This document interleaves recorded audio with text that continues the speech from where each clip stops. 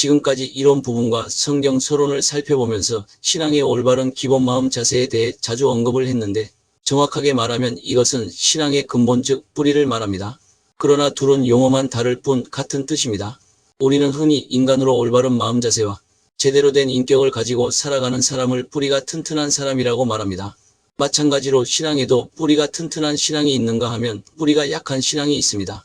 그중 뿌리가 튼튼한 신앙을 신앙의 올바른 기본 마음 자세가 튼튼하다고 말할 수 있습니다. 결국 신앙의 올바른 기본 마음 자세와 신앙의 근본, 즉 뿌리는 용어만 다를 뿐 같은 뜻을 가진 말이라 할 수 있습니다. 앞으로 신앙의 올바른 기본 마음 자세라는 용어로 통일하겠습니다. 그렇다면 이 말이 도대체 무슨 말인지 알아보겠습니다. 우리가 신앙생활을 하면서 신앙의 올바른 기본 마음 자세가 어떤 것인지로 모르고 그냥 예배나 잘 드리고 헌금이나 잘하고 교회 신앙 공동체 안에서 봉사, 섬김만 잘하면 신앙의 올바른 기본 마음 자세가 되어 있다고 생각한다면 그것은 참으로 타락한 마음 자세가 아닐 수가 없습니다. 신앙의 올바른 기본 마음 자세는 우리 신앙의 아주 기초적이면서 기본적인 핵심을 말합니다. 그러면 신앙의 핵심이 뭘까요?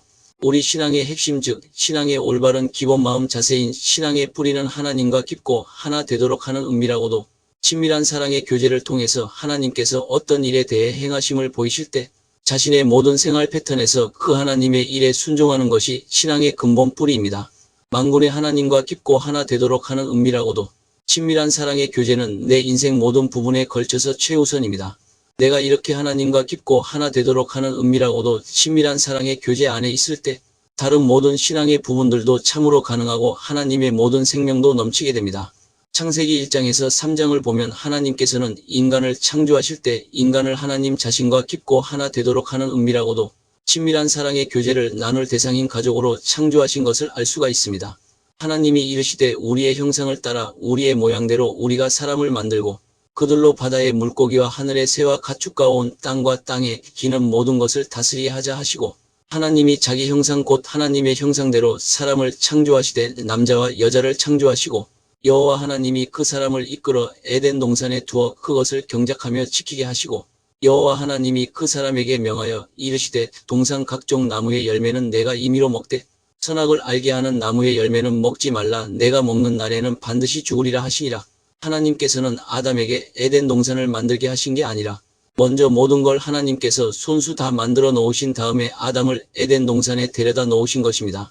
그리고 동산 중앙에 생명나무와 선과 악을 알게 하는 지식의 나무를 두시고서는 생명나무와 다른 모든 나무에서 나는 것은 마음대로 먹을 수 있게 인간에게 자유의지를 주셨습니다.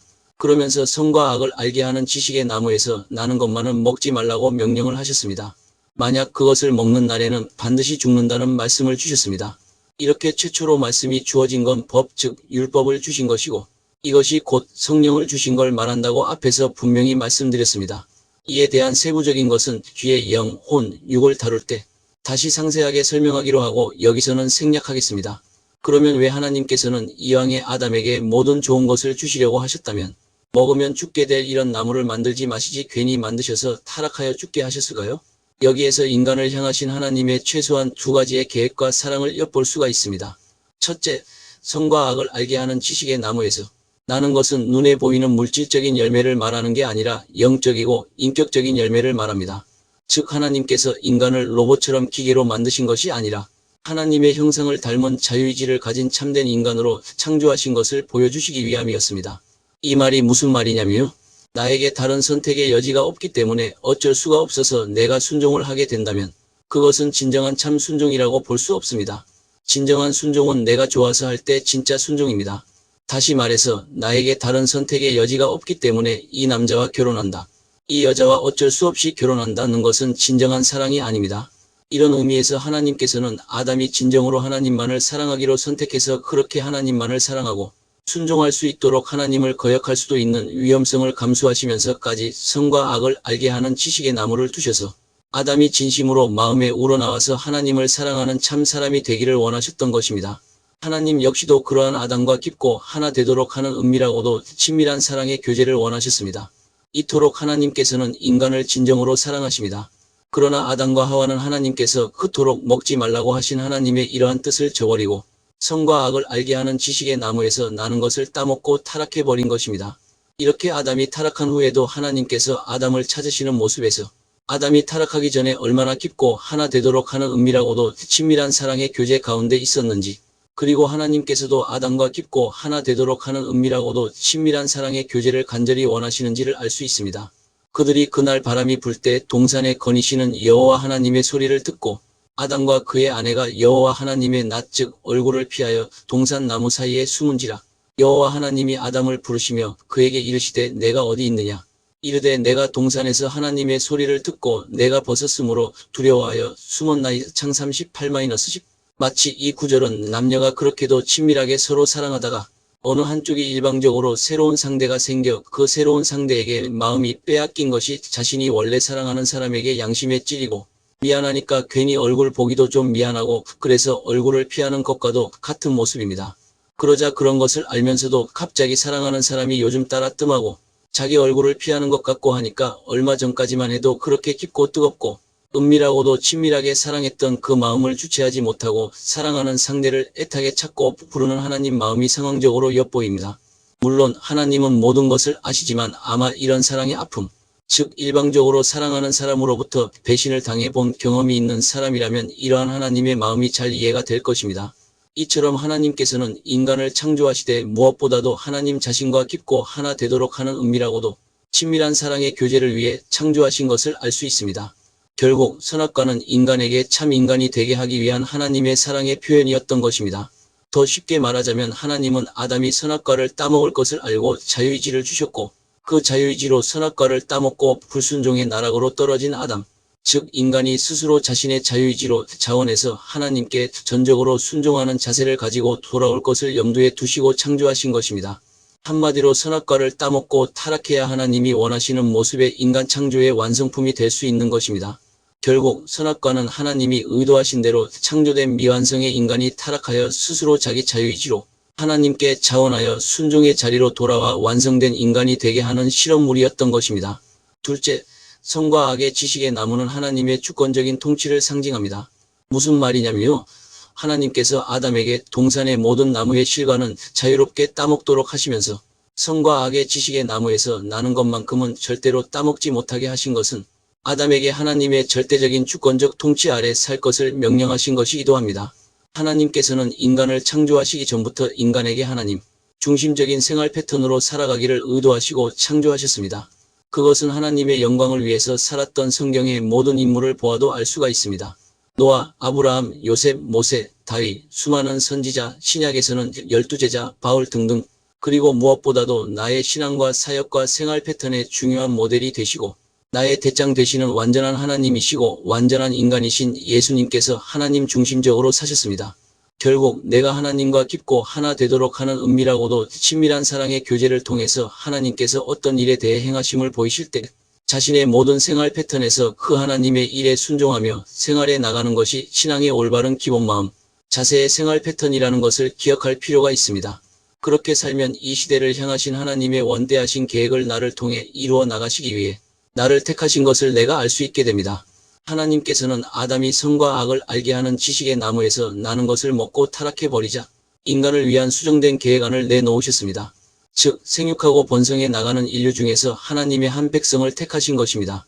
그런데 하나님께서 하나님을 위한 한 백성을 세우시는 목적도 역시 하나님과 깊고 하나 되도록 하는 은밀하고도 친밀한 사랑의 교제가 그 첫 번째 목적입니다. 모세가 하나님 앞에 올라가니 여호와께서 산에서 그를 불러 말씀하시되 너는 이같이 야곱의 집에 말하고 이스라엘 자손들에게 말하라. 내가 애굽 사람에게 어떻게 행하였음과 내가 어떻게 독수리 날개로 너희를 업어 내게로 인도하였음을 너희가 보았느니라. 세계가 다 내게 속하였나니 너희가 내 말을 잘 듣고 내 언약을 지키면 너희는 모든 민족 중에서 내 소유가 되겠고 너희가 내게 대하여 제사장 나라가 되며 거룩한 백성이 되리라. 너는 이 말을 이스라엘 자손에게 전할지니라.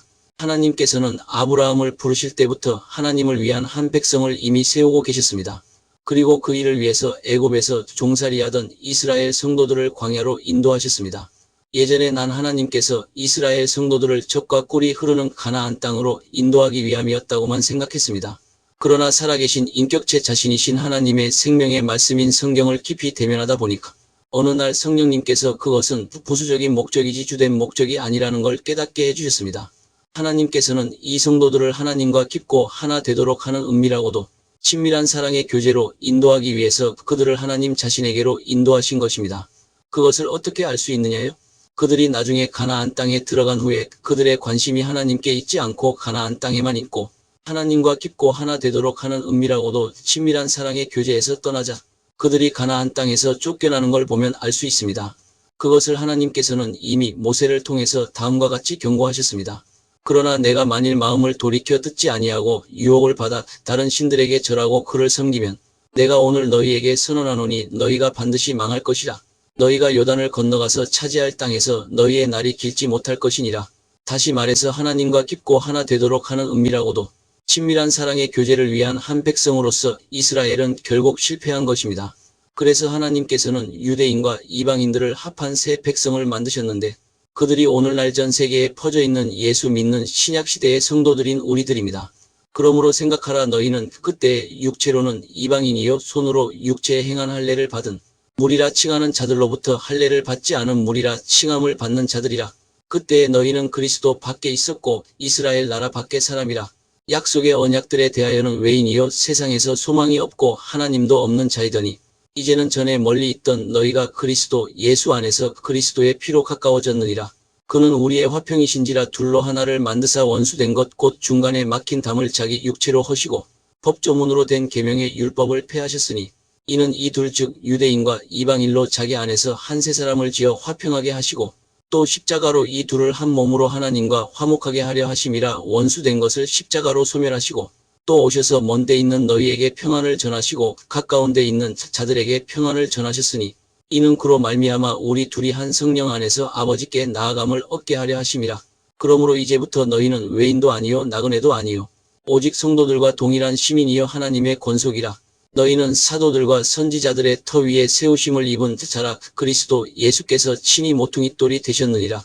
이 말씀에서 보듯이 새 백성은 오늘날의 성도들의 모임인 교회 신앙 공동체를 말하는 것을 알 수 있습니다. 하나님께서 오늘날 나를 구원하시기 위해서 행하신 일들은 구약의 이스라엘 성도들을 애굽에서 건져내시기 위해서 행하신 일들과는 비교가 안 될 만큼 엄청나고 큰 일입니다. 왜냐하면 하나님의 아들이 인간의 몸을 입고 오셔서 십자가에 돌아가시고 부활하셨기 때문입니다. 그런데 그렇게 놀라운 일들을 행하셔서 나를 구원하신 주된 목적이 나를 하나님께로 인도하시기 위함이라는 것입니다. 다시 말해서 하나님과 깊고 하나 되도록 하는 은밀하고도 친밀한 사랑의 교제로 인도하기 위함이었습니다. 그러면 하나님과 깊고 하나 되도록 하는 은밀하고도 친밀한 사랑의 교제를 올바르게 하려면 어떻게 해야 하고요? 먼저 첫째, 명령과 규례를 지키는 것보다 둘째, 의식보다 셋째, 사역보다 하나님과 깊고 하나 되도록 하는 은밀하고도 친밀한 사랑의 교제가 최우선이라는 것을 반드시 기억하는 것이 중요합니다. 다음 말씀을 보시겠습니다. 보라, 내가 오늘 생명과 복과 사망과 화를 내 앞에 두었나니 곧 내가 오늘 내게 명령하여 내 하나님 여호와를 사랑하고 그 모든 길로 행하며 그의 명령과 규례와 법도를 지키라 하는 것이라. 그리하면 내가 생존하며 번성할 것이요 또 내 하나님 여호와께서 내가 가서 차지할 땅에서 내게 복을 주실 것임이니라. 이 말씀을 보면 하나님께서는 이 백성들이 생명과 복을 얻기 위해서는 첫째, 하나님을 사랑하고 둘째, 하나님의 모든 길로 행하며 셋째, 하나님의 명령과 규례를 지키라고 명령하셨습니다. 그러면 나는 이러한 말씀을 읽을 때 어디에만 초점을 두느냐면요, 하나님의 명령과 규례에 초점을 맞춥니다. 그래서 앞에 출애굽기 19장 3절에서 6절의 말씀을 읽을 때도 하나님의 말씀을 잘 듣고 그 언약을 잘 지키면 복을 주신다는 말에만 나의 초점이 맞추어집니다. 그러나 그것은 옳지 못합니다. 여기서 중요한 것은 순서입니다. 하나님은 질서의 하나님이시기 때문에 질서나 순서를 아주 중요시하신다는 것을 앞에서 여러 번 강조했습니다. 분명히 이 구절에서 하나님께서는 나에게 먼저 첫째 하나님을 사랑하라고 말씀하셔서 하나님을 사랑하는 것이 최우선임을 천명하셨습니다. 다시 말해서 하나님과 깊고 하나 되도록 하는 은밀하고도 친밀한 사랑의 교제가 가장 먼저라는 말입니다. 그런 다음 그렇게 하나님과 깊고 하나 되도록 하는 은밀하고도 친밀한 사랑의 교제 안에 있으면서 둘째 하나님의 모든 길로 행하고 셋째 하나님의 명령과 규례를 지키라는 것입니다. 이것은 출애굽기 19장 3절에서 6절의 말씀에서도 마찬가지입니다. 즉 하나님과 깊고 하나 되도록 하는 은밀하고도 친밀한 사랑의 교제가 다른 그 어떤 것보다 최우선입니다. 그 이유는 내가 하나님과 깊고 하나 되도록 하는 은밀하고도 친밀한 사랑의 교제 가운데 거하지 않으면 나는 하나님의 길로 행할 수도 없을 뿐더러 하나님의 명령과 규례도 제대로 지킬 수가 없기 때문입니다. 성경에 등장하는 바리새인들에게서도 이것을 잘 볼 수가 있습니다. 바리새인들은 누구보다도 하나님의 명령과 규례를 잘 지키기로 유명합니다. 그들은 성경에 나오는 율법 613가지를 요약해서 그것들을 달달 외워 철저하게 지키려고 노력합니다. 그래서 그들은 율법을 누구보다도 잘 지켰기 때문에 누구보다도 자신들은 의롭고 하나님을 잘 섬긴다고 자부했습니다. 그런데 주님의 말씀에 의하면 그들은 하나님을 제대로 사랑하지 않았습니다. 다만 하나님을 사랑하는 것이 너희 속에 없음을 알았노라. 바리새인들은 자기들이 율법을 누구보다도 철저히 잘 지켰기 때문에 누구보다도 자신들은 하나님을 사랑한다고 생각했지만 그들은 인격체이신 하나님을 자신들의 모든 생활 패턴에서 사랑하지는 않았습니다. 그 결과 그들은 하나님의 진정한 길을 전혀 알지 못했다는 것을 성경은 우리에게 잘 말해주고 있습니다. 화 있을 진저 눈먼 인도자여 너희가 말하되 누구든지 성전으로 맹세하면 아무 일 없거니와 성전의 금으로 맹세하면 지킬지라 하는 도다. 즉 하나님과 성전보다 금 즉 돈을 두고 맹세한 것만 효력이 있다고 하는 거짓 지도자들의 모습을 여실히 보여줍니다. 이것이 예배나 하나님보다 성전 제물에 더 관심을 가지는 교권주의자들의 모습입니다. 어리석은 맹인들이여 어느 것이 크냐 그 금이냐 그 금을 거룩하게 하는 성전이냐. 너희가 또 이르되 누구든지 제단으로 맹세하면 아무 일 없거니와 그 위에 있는 예물로 맹세하면 지킬지라 하는 도다. 즉 이것 역시 예물에만 초점이 있는 거짓 지도자들의 모습을 보여줍니다. 맹인들이여 어느 것이 크냐 그 예물이냐 그 예물을 거룩하게 하는 제단이냐. 그러므로 제단으로 맹세하는 자는 제단과 그 위에 있는 모든 것으로 맹세함이요 또 성전으로 맹세하는 자는 성전과 그 안에 계신 이로 맹세함이요 또 하늘로 맹세하는 자는 하나님의 보좌와 그 위에 앉으신 이로 맹세함이니라. 화 있을 진저 외식하는 서기관들과 바리새인들이여 너희가 박하와 회양과 근처에 11조는 들이되 율법에 더 중한 바 정의와 긍휼과 믿음은 버렸도다. 그러나 이것도 행하고 저것도 버리지 말아야 할지니라. 맹인된 인도자여 하루살이는 즉 하찮은 것은 걸러내고 낙타는 즉 정말 중요한 것은 삼키는도다. 그뿐만 아니라 바리새인들은 하나님의 말씀을 진정으로 지키지도 않았습니다. 한마디로 바리새인들은 그들의 전통을 따라서 그들이 원하는 대로 몇 가지 규례를 선별적으로 지켰을 뿐인데 그것을 하나님 잘 믿는 것으로 알았던 것입니다. 그러면 오늘날을 살아가고 있는 성도들에게 이것을 적용해 보겠습니다. 오늘날 성도들은 어떻게 생각하느냐면요. 오늘날 우리는 그들과 다르다고 생각합니다.